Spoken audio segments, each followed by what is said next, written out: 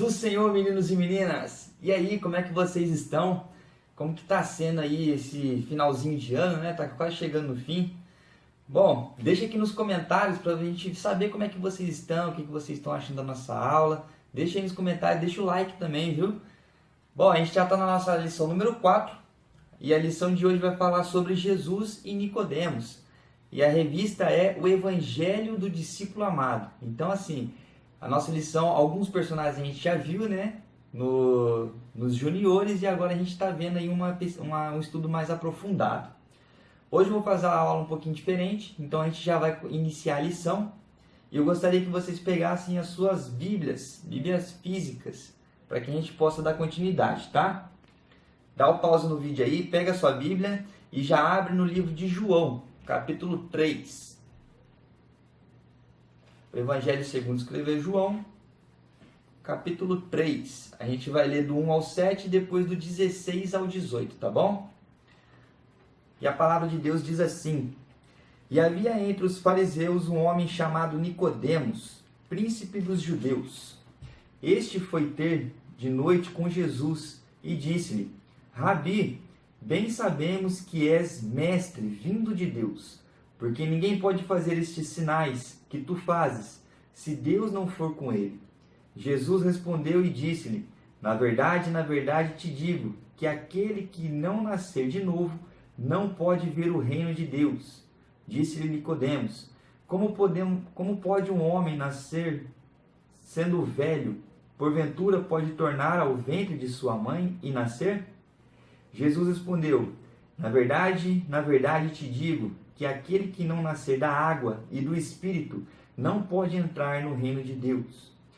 O que é nascido da carne é carne, e o que é nascido em espírito é espírito. Não te maravilhes de ter dito, necessário vos é nascer de novo. Agora o versículo 16 ao 18. Porque Deus amou o mundo de tal maneira que deu o seu Filho unigênito para todo aquele que nele crê, não pereça, mas tenha vida eterna. Porque Deus enviou o seu Filho ao mundo, não para que condenasse o mundo, mas para que o mundo fosse salvo por ele. Quem crê nele não é condenado, mas quem não crê já está condenado, porquanto não crê no nome do unigênito, Filho de Deus. Olha só que lição importante, né? Que passagem importante. Mas quem foi Nicodemos, para que a gente dê continuidade à nossa aula? Quem foi essa pessoa, né? Nicodemos? A gente já viu sobre ele, né? Lá nos juniores. E Nicodemos, ele era um homem provavelmente muito rico, né? A gente não sabe, a Bíblia não fala, mas a gente acredita que seja rico. E lá em Jerusalém. Ele era um mestre da lei, um conhecedor das escrituras sagradas, né? E ele também era membro do Sinédrio, que naquela época era como se fosse um grupo de conselheiros, né? E um conselho formado por homens, e que eles tomavam decisões e julgavam o povo naquela época. Então, assim, ele era um homem muito importante naquela época. Eu gostaria que vocês abrissem agora em João 2, só voltar uma página aí, e o versículo 23, que diz assim: E estando ele em Jerusalém, pela Páscoa durante a festa, muitos vendo os sinais que fazia, creram no seu nome. Então, assim, a Bíblia não relata também, mas acreditamos que Nicodemos pode ter visto algum desses milagres, algum desses sinais ao qual Jesus fazia, né? E muitos reconheceram Jesus através desses sinais e desses milagres. E será que Nicodemos também creu em Jesus, né? Que ele era realmente o Messias através desses sinais, através desses milagres? Isso a gente só vai saber quando chegar lá, né? Na Nova Jerusalém, quando a gente for ressuscitado aí, né? Quando a gente for arrebatado. E uma das coisas que a gente vai ver também é que diversas vezes na palavra, né, nós vemos Jesus cercados por centenas e centenas de pessoas, né, em suas pregações, em seus ensinamentos. Mas aqui nesta passagem a gente vê que Jesus deu uma atenção muito grande apenas a uma pessoa, um ensinamento muito grande apenas a uma pessoa, que era Nicodemos. Porque Nicodemos, por ele ser uma pessoa muito importante, talvez ele se sentiu um pouco oprimido, né, em ir falar com Jesus. Porque naquela época, os próprios senhores da lei, eles não acreditavam que Jesus realmente era o Messias. Mas Nicodemos sentiu um arder diferente no seu coração, né? E talvez por isso ele tenha ido escondido, né, durante a noite falar com Jesus. E isso a gente pode ver que Jesus deu um ensinamento muito valioso a ele, né? E a primeira coisa que ele ensinou foi sobre o reino de Deus, né? E o povo de Israel naquela época, eles tinham a expectativa de que o Messias viria, mas para restabelecer o reino como era naquela época, na época de Davi. Porque aqui neste momento eles estavam sendo oprimidos por Roma, né? Pelos romanos. Então eles tinham essa expectativa de que Jesus viria, né? O Messias viria, para restabelecer o reino de Israel e que fosse governado por um rei. Mas na verdade, Jesus veio implantar o seu próprio reino. E o reino não era um reino material, não era um reino que existia um lugar, uma sede para poder reinar, né, sobre o povo. Não era um reino físico, não era um reino que poderia ser destruído, e até hoje não pode ser destruído, porque o reino de Deus é maior que todos os reinos. E isso a gente pode ver lá em Lucas, capítulo 17, versículo 20 e 21. Lucas 17, 20 e 21, que diz assim: E interrogado pelos fariseus sobre quando havia de vir o reino de Deus, respondeu-lhes e disse: O reino de Deus não vem com aparência exterior, nem dirão, ei-lo aqui ou ei-lo ali, porque eis que o reino de Deus está entre vós. Então o reino de Deus já estava naquele momento entre eles. Então, assim, é um reino que não é físico, que não tem uma aparência exterior, não é como a gente vê hoje, nações, né? O presidente de tal lugar, presidente dos Estados Unidos, presidente do Brasil, não. O reino de Deus, ele é aberto a todos, e isso a gente vai ver mais para frente. E ele também não é um reino partidário, ele não pertence a um povo específico, assim como eu falei. Ele não tem uma cor, não tem uma bandeira, ele é aberto a todos que desejam entrar nele. E isso a gente também pode ver em em Romanos, capítulo 10, versículo 12 e 13. E a gente vai ver que ele é aberto a todos. Romanos 10, 12 e 13, que diz assim: Portanto, não há diferença entre judeu e grego, porque um mesmo é o Senhor de todos, rico para com todos os que o invocam. Porque todo aquele que invocar o nome do Senhor será salvo. Então, todo mundo que crê em Jesus e invocar o nome de Jesus, o nome de Deus, ele será salvo, ele fará parte deste reino. E é um reino que preza pela justiça. No reino de Deus, toda forma, né, de injustiça, ela é reprovada. Se você estiver exercendo alguma injustiça com alguém, se atente, porque isso é uma reprovação do reino de Deus. Não existe uma exclusão, pois é aberto a todos, até os desprezados pela sociedade. Então é um reino que todos são bem-vindos. Independente de cor, independente de sexo, independente de qualquer coisa. Todos são bem-vindos no reino de Deus. E isso a gente pode ver. Agora sim, no livro de Lucas, capítulo 6 e versículo 20. Lucas 6 e 20, que diz assim: E levantando ele os olhos para os céus, para os seus discípulos, dizia: Bem-aventurado vós, os pobres, porque o vosso é o reino de Deus. Então todos são bem-vindos no reino de Deus. Todos. E sobre um novo nascimento, assim como a gente viu naquela história de Nicodemos, a gente pode ver lá em João 3:5. João 3:5. O que Jesus disse a Nicodemos. Jesus respondeu: na verdade, te digo que aquele que não nascer da água e do Espírito não pode entrar no reino de Deus. Porque Nicodemos, ele estava com uma visão muito limitada, uma visão humana, sem ter a espiritualidade envolvendo. Então, quando Jesus falou que tinha que nascer de novo, ele achou que ele teria que nascer do ventre da mãe dele novamente. E como que um homem já formado, né, um homem, acredito que grande, como que vai sair do ventre da mãe? Não tem como. É difícil, né? Eu acho que é impossível.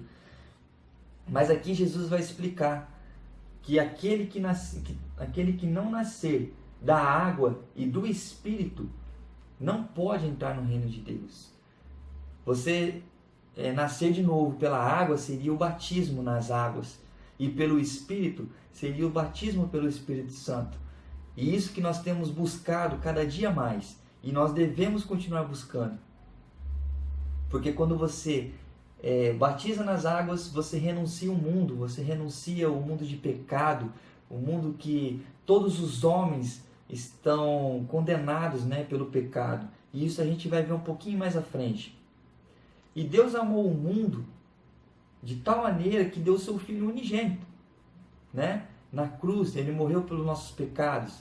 E Nicodemos e os hebreus oravam e esperavam a redenção dos judeus, mas o plano de Deus era muito maior, era salvar o mundo.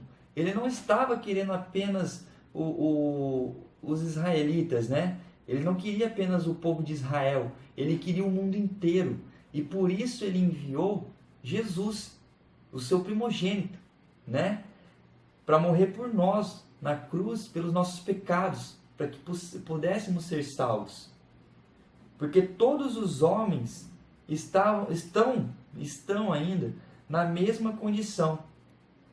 Porque nas palavras de Jesus fica claro, né, que todos estão separados de Deus pelo pecado.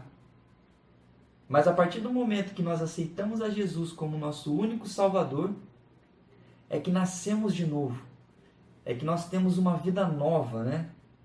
E o reino de Deus se tornou acessível por causa da iniciativa de Deus, de enviar a Jesus, né? Porque isso foi tudo um plano da salvação desde o início dos tempos, que Jesus viria para nos salvar. Então Jesus foi enviado, né, para nos salvar, e ele sofreu a maior das penalidades. Ele sofreu por nossos pecados, e essa penalidade foi a morte. Mas ele venceu a morte por sua santidade, por sua autoridade, ressuscitou e está sentado ao lado de Deus Pai, o Todo-Poderoso. E é graças a isso que hoje nós somos salvos, porque nós cremos que Jesus realmente veio à Terra e morreu e ressuscitou ao terceiro dia. E tudo isso foi para nos alcançar. É uma graça, né? E nós fomos alcançados pela graça. Nós não merecemos isso e nunca seremos dignos de merecer isso. Mas é uma graça. É a graça que nos alcançou, né? E a decisão necessária para que isso aconteça é o novo nascimento. Assim como Jesus falou, nós precisamos nascer novamente. E isso é um processo de transformação de vida. É o processo da palavra do Espírito Santo. E mesmo que o processo não possa ser por força humana, não por nós, ele começa com uma decisão em nosso coração. É uma decisão que parte do nosso coração. O Espírito Santo entra ele entra no nosso coração para poder nos mostrar em que lugar nós estamos. Que nós estamos no meio do pecado, que nós estamos no meio da iniquidade. E ele transforma isso, né?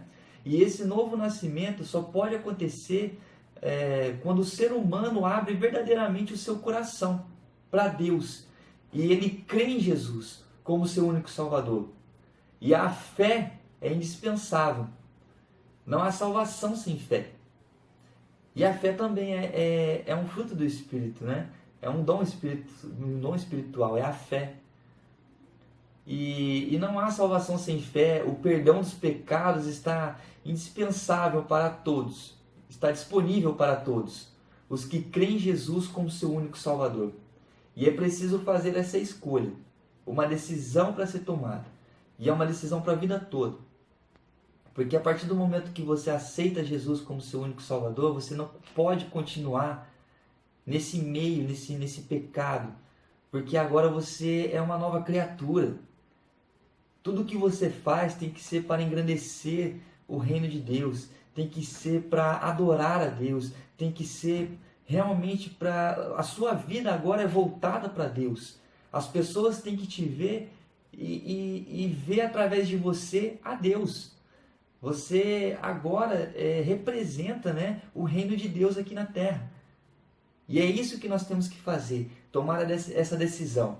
Então, se você ainda não é salvo, se você ainda não aceitou a Jesus como seu único Salvador, ajoelhe na sua casa neste momento e fale com Deus: Senhor, eu aceito, eu quero ser teu servo, eu quero servir a ti, eu quero fazer a minha vida somente para te adorar, somente para estar na tua presença. Porque essa é uma decisão grandiosa.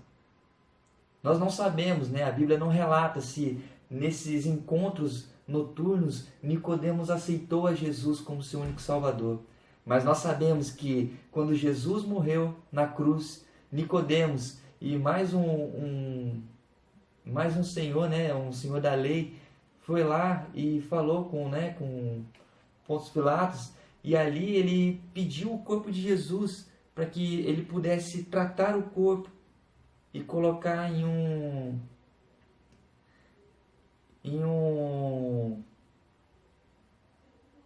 uma sepultura. Obrigado, amor.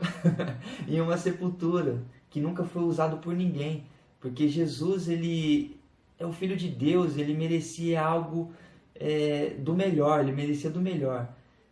Então, assim, não sabemos se Nicodemos aceitou Jesus como seu único Salvador, mas tudo que ele fez, até mesmo depois da morte de Jesus, mostrou que ele tinha um carinho muito grande por Jesus e ele tinha algo diferente. Então, eu acredito que sim, que ele tenha aceitado a Jesus como seu Salvador. E que a gente também possa ter Jesus como nosso único Salvador, que a gente possa viver para adorar a Deus, para engrandecer o reino de Deus. Então, esta aula que você possa guardar em seu coração. E com isso eu gostaria de fazer uma oração neste momento para a gente encerrar a nossa aula. Vamos lá? Vamos fechar nossos olhos e vamos falar com o nosso Criador.